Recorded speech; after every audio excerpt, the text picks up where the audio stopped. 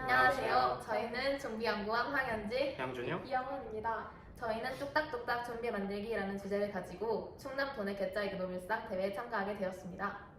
좀비를 주제로 정한 동기는 최근 좀비 영화와 코로나19가 전 세계로 확산되면서 영화 속 좀비가 실제로 현실 세계에서 가능할까? 좀비도 그렇게 전염병처럼 확산될 수 있을까? 좀비가 생겨난 이후 좀비로 인해 지구 멸망이 올 수 있을까라는 의문이 들었기 때문입니다. 시작하기 전 저희가 정의한 좀비는 이성적이지 못하며 공격적 증세를 띠고 다른 이에게 증세를 전염시키는 사람 혹은 동물입니다.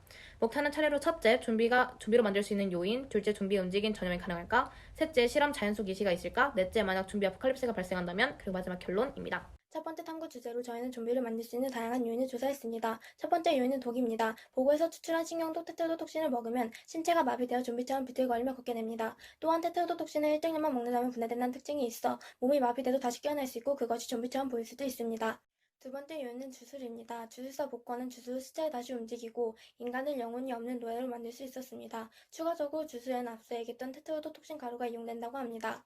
세 번째 요인은 기생충입니다. 기생충이 새로운 숙주를 원하거나 번식을 위해서 전이될 가능성이 있다고 생각하는데 뇌시로는 유코클로리디움 파라독숨에 감염된 달팽이가 있습니다. 더듬이의 변형을 일으켜 알버렛처럼 보이고 대낮에 식물 줄기로 올라가는 등 비정상적인 행동을 했는데요. 이 모든 행동은 기생충이 새의 몸 안으로 들어가기 위함이었습니다. 이처럼 사람에게도 기생충으로 인한 변이가 일어날 가능성이 있다고 생각합니다. 네 번째 요인은 바이러스입니다. 바이러스는 여러 영화에서 좀비 감염 원인으로 나오기도 하고 다른 요인보다 변이나 전파가 빠르기 때문에 좀비 확산이 더욱 쉽고 일어날 수 있는 가장 유력한 요인입니다.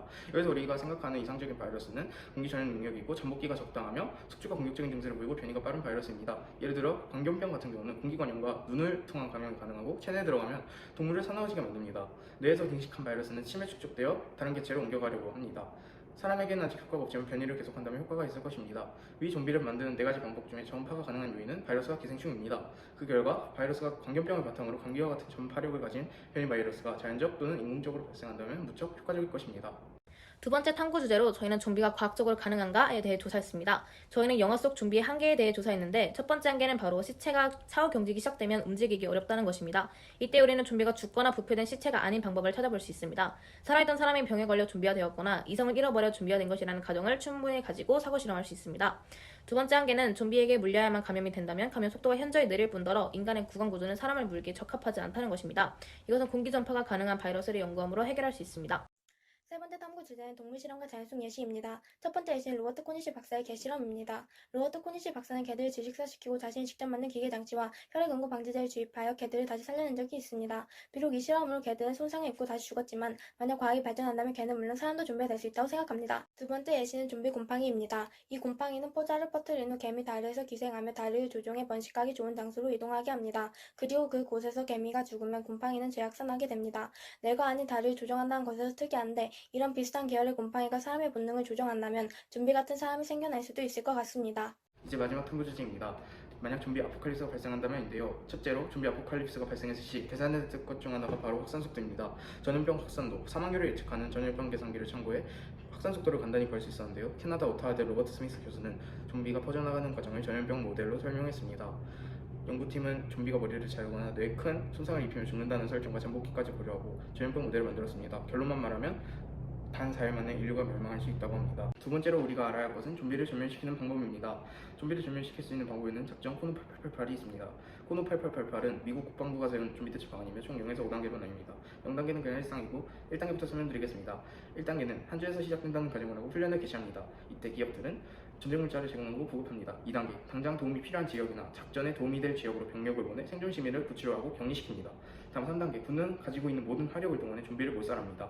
그리고 4단계, 주도권 장악과 완전 제압을 반복하고 남은 좀비들이 있는지 확인하며 계속 사살을 이어갑니다. 마지막 5단계에는 작전으로 폐허화된 곳을 정리합니다.